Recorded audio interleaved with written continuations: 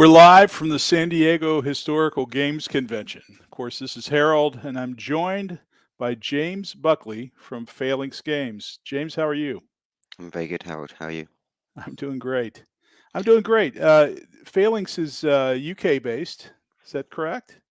Yeah, we're Anglo-Polish, so we have offices in London and also in Poland. Right, right. Some of the earliest works, I think, were Polish versions of some of the classic games. For example, I think Twilight Struggle is one of them. Yeah, well, we also localize a lot of games, including ones from GMT. Yes, exactly. Yeah, so Right, we'll take those and we'll localize them. So we produce our own games, and then we localize games from other manufacturers. right. Very good. Well, so you have the floor, James. You want to cover your Yep. presentation? Sure. Okay. So you see my screen being shared there. So hi everyone. Thanks for joining. I think some people are still in the other space, so hopefully they'll move over. Um, anyway, I'll begin in the expectation that I'll be joining. So I'm just going to give a short overview about Phalanx, what we're all about. Obviously, some of you will be familiar with some of our games, but I think we are a bit different and we do things a bit differently. And then I'll do a quick run through with some of our forthcoming releases. And then after that, we will move everything over to the Phalanx channel on the server, and I'll give a demo of our forthcoming Vietnam game, Purple Haze. Harold, just jump in with any questions that you have at any point. But in terms of who we are, I'll just kind of give a brief overview. As I sort of said, we're an Anglo-Polish publisher. We really focus on innovative historic games and other kind of unique titles.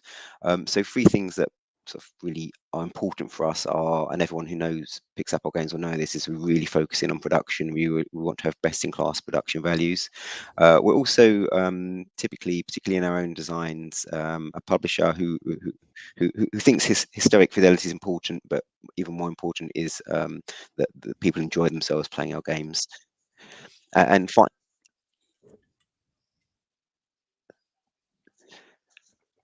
finally, talking about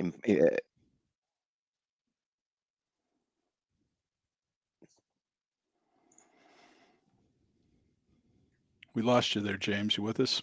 I am sorry. I'm just hearing also from the. Let me just close my. I was also on the other server on the Discord server, and so I was getting voiceover. Sorry about that. No Let me worries. continue.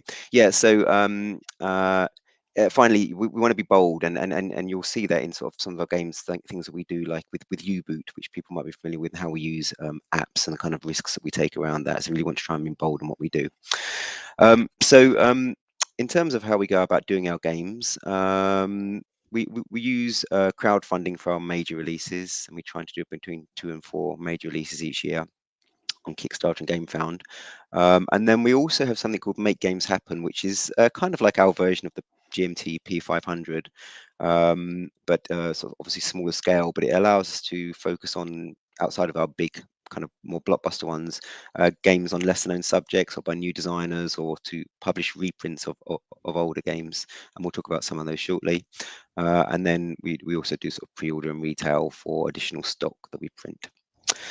So just giving you an overview of our sort of existing published portfolio before I go into what's coming down the track. We kind of can separate it into 3 groups. We have stuff that we do in-house or with kind of new designers, and probably most famously you recognize U-Boot, which was like our multi-award winning World War II immersive submarine simulation, and Race to the Rhine, which was a kind of a logistics game, race between the various commanders to be the first to get to the Rhine, so Montgomery and so forth, which has proved very popular and is actually used by the US Army Logistic Corps for training purposes. So that's kind of like a game that we're very proud of. And then we do the kind of we call them classics reborn, so games by older people, older versions of Avalon Hill games or GMT games that we redo and really give them a good kind of production makeover and make them beautiful and streamline them where relevant, and then release kind of new games by various acclaimed designers. So You Have Divided by David Thompson, or Rocketman or 19 Arkin by Martin Wallace.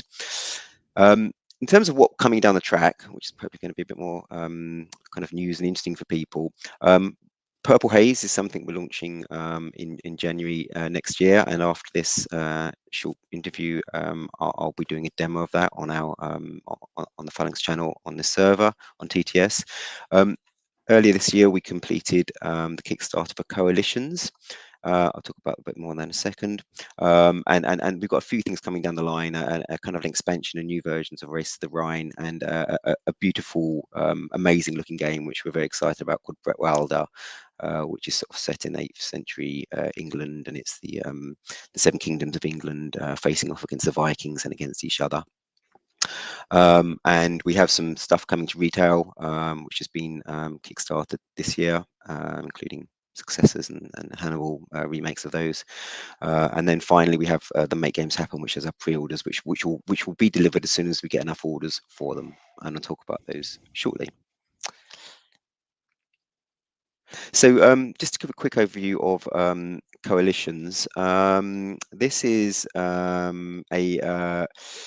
it's a really diplomatic, negotiation, alliance building heavy kind of game, which looks to kind of simulate the grand strategy of the Napoleonic era, not by looking at kind of like supply or hex encounters, but really by saying, you know, how did they build alliances, what went on diplomatically. It has combat as well, but it's really an alliance strategy building game. Kind of a lot of people that have played it said, oh, this is like how I wish diplomacy was. It's that kind of thing. You know, base game is 1 to 6 players, and there's expansions which take it above that.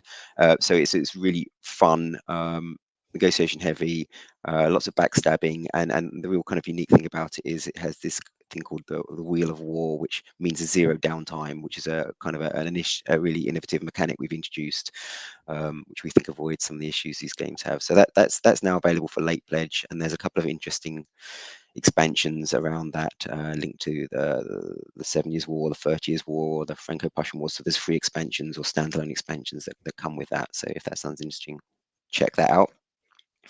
Hannibal and Hamilcar, won't say too much about. We're just about to deliver on the Golden Geek edition of that, which changes some of the rules around the Hamilcar, which deals with the First Punic War. That sort of makes it very much a standalone game with its own cards, and makes a few other adjustments to the original Hamilcar game that we released. So that's coming out, and if you already have the original Hamilcar that released, you can just get an expansion top-up game for that for about €22.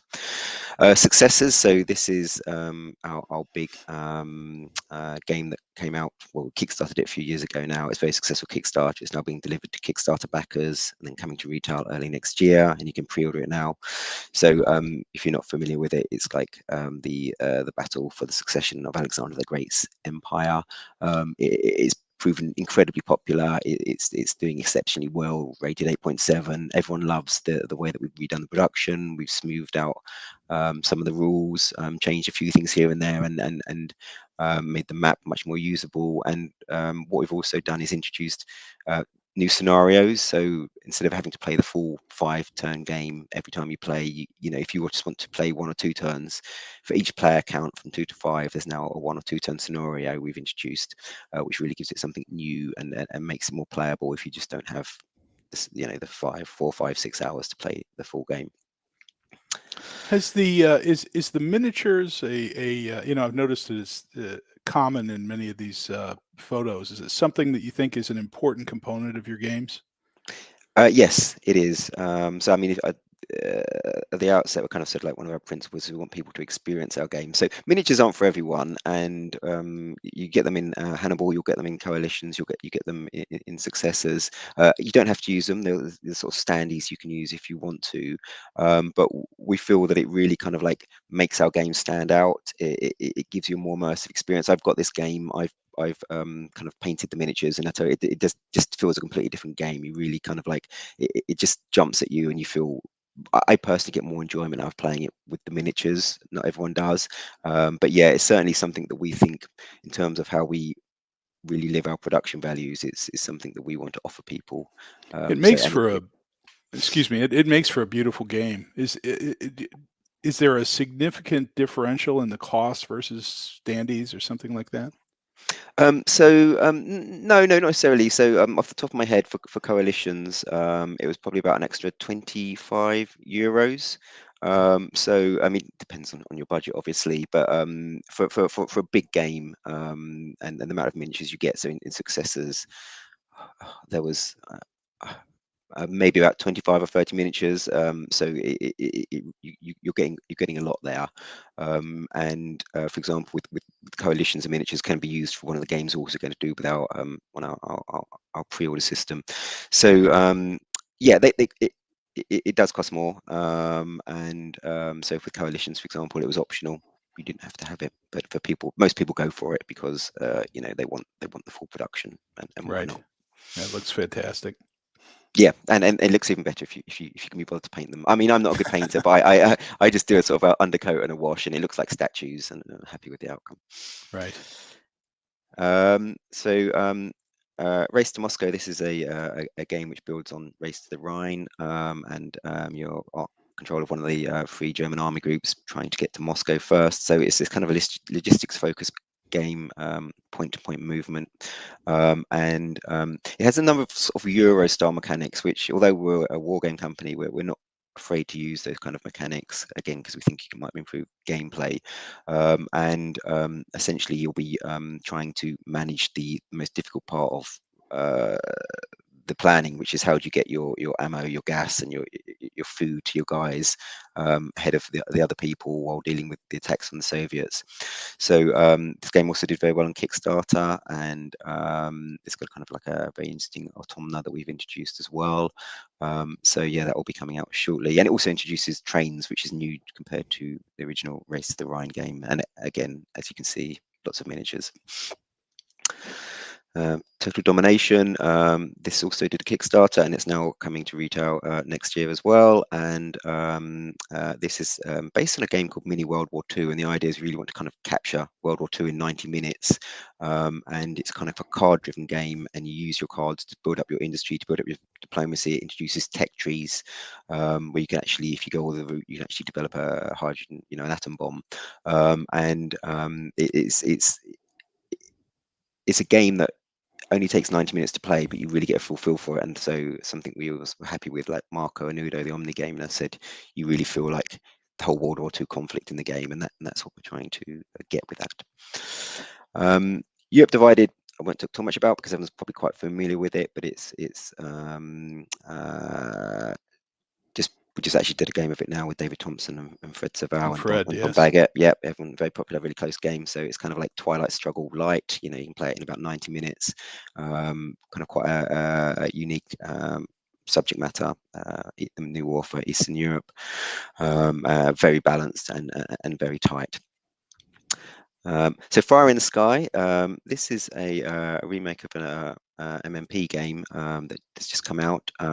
We did it on pre-order, and it's essentially the Pacific War, and obviously a kind of a comparison is against something like Empire of the Sun, but it's quite different because it really focuses on a lot more operationally, things like, do you have enough oil, and how do you manage that, and the combat is very tactical as well. So it's a really quite simple rules game, but really very challenging, involves a lot of planning. A very, very, very unique game. We're very happy with it. We just completely redone all the production, and happy with that. And then finally, I won't go to bore people too much with it, but I'll finally come on to my these games we're doing on Make Games Happen.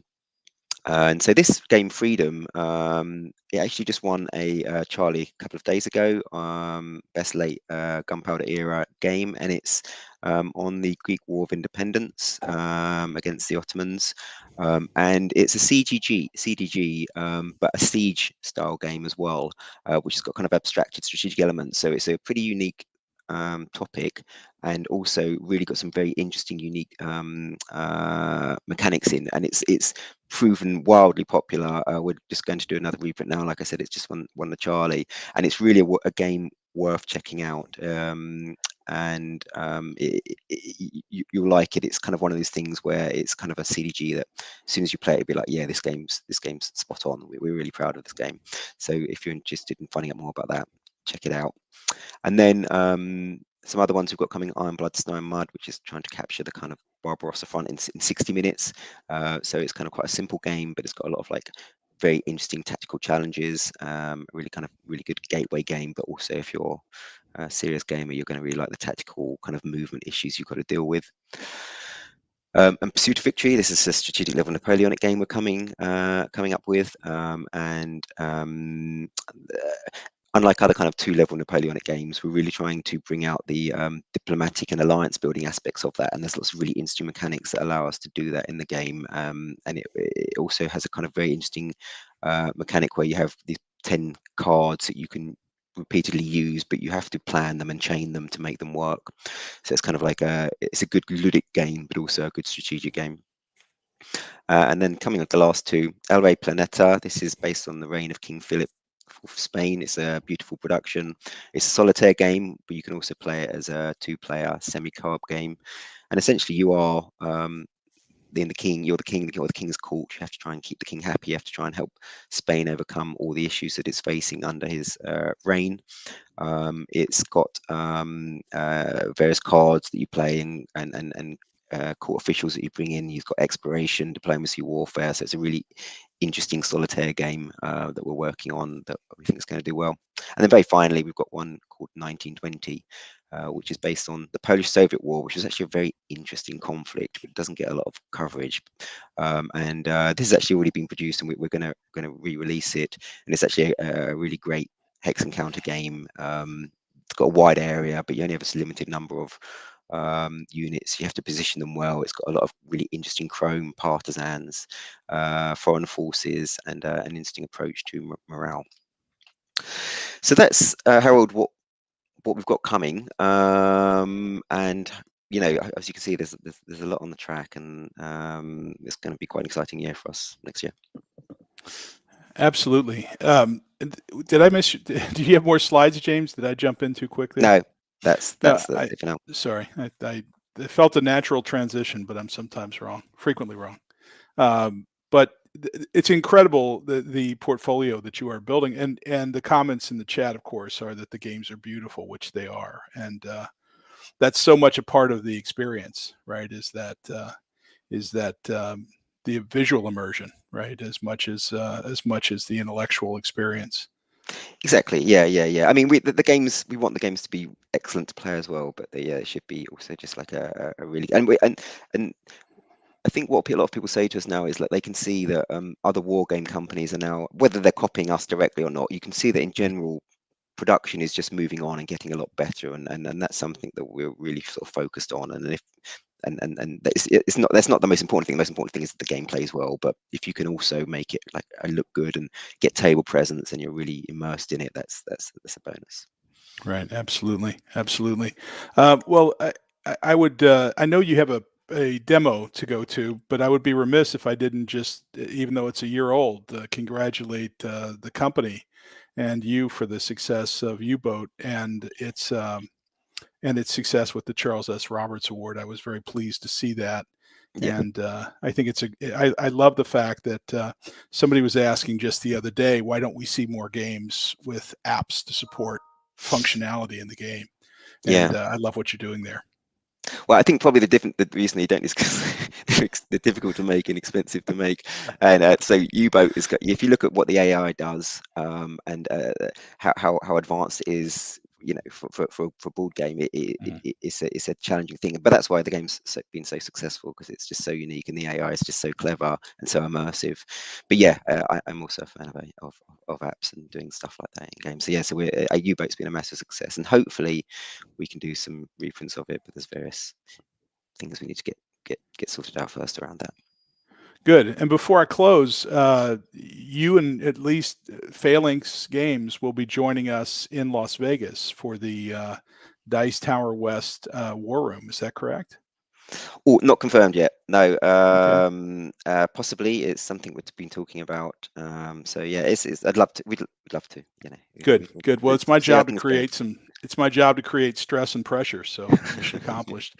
Yeah, you've done that. Yeah, But thanks. yeah, we would love to have you in any context, and things are going very well on that, as you know. We've talked about, and happy to discuss more with you when you have the time. At 4 o'clock today, we're going to discuss with David Millett, who is organizing Dice Tower West. Right, it's his convention, and over several thousand people will be in attendance. Gene Billingsley, who's the president of GMT Games, who's also sponsoring the War Room, and then of course I'll be there, and my aide de camp Bobby Factor, Bobby Nunes, who we call Bobby Factor, will also be there. So we're thinking about it, and we're pulling people together. David Thompson has confirmed that he's going to be there. David Thompson and have done business with him, but many others. So we look forward to you to you potentially joining us. And it's a fantastic initiative. So yeah, it's a really good idea. And if it's anything as well run as this, it's going to be awesome. Well, we're very excited that they've asked us to do it, and that's a nice vote of confidence in what we do as a convention, either online or on the face-to-face convention. So it's going to be a fun experiment, and we hope it turns into something even bigger. So, with that, James, I just wanted to say thank you for taking the time. Nice one, and thank you very much, Harold, for having us and for organising this. So, if anyone wants to see more about Purple Haze, I'm now going to do a demo on Tabletop Simulator. So, if you head over to the Phalanx channel on the SD Hiscon server, I'll get that going now. Thank you, Harold.